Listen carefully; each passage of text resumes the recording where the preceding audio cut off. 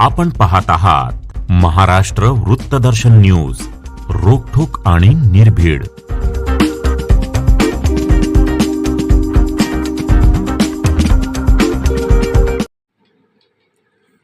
सांगली लोकसभेचे उमेदवार ओबीसी नेते प्रकाश शेंडगे यांच्या गाडीवर आज सकाळी काळी शाई ओतून चपलांचा हार घातल्याची खळबळजनक घटना घडली आहे. त्याचबरोबर या गाडीवर धमकीचे पत्रही चिटकवण्यात आले आहे. मराठ्यांच्या नादी लागू नका असं धमकावण्यात आले. त्याबद्दल माजी आमदार प्रकाश शेंडगे यांनी तीव्र निषेध व्यक्त केलाय. या प्रकरणी विश्रामबाग पोलिसांनी पंचनामा करून तो चपलांचा हार जप्त केलाय आणि पुढील तपास सुरू केलाय. काल कवठेमंकाळ तालुक्यातील खरशिंग गावात मराठा कार्यकर्त्यांनी प्रकाश शेंडगे यांना प्रचार करण्यासाठी मज्जाव केला होता. त्या पार्श्वभूमीवर आजची घटना घडली असल्याचा आरोप प्रकाश शेंडगे यांनी केला आहे. काल खरशिंग गावामध्ये आमचे कार्यकर्ते ज्यावेळी प्रचाराचं साहित्य गावात वाटप करत असताना त्या ठिकाणी खरशिंग गाव हे मराठा बहुल असल्यामुळे तिथले जे कार्यकर्ते आहेत त्यांनी त्यांना मज्जाव केला आणि त्यांना स्पष्टपणे सांगितले की मराठा समाजाच्या आरक्षणाला प्रकाश शेंडगेंनी विरोध केलेला आहे, त्यामुळे आम्ही तुम्हाला हे प्रचार साहित्य तिथं वाटू देणार नाही. प्रकाश शेंडगेंना मराठा समाजाची मतं मागण्याचा अधिकारच नाही आहे.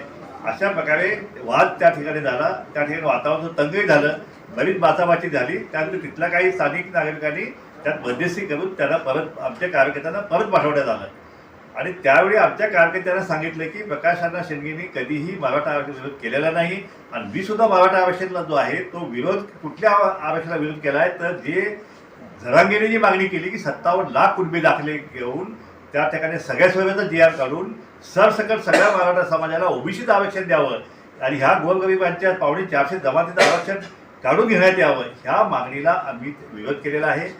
तो विरोध आमचा कालही आहे, आजही आहे आणि उद्याही आहे.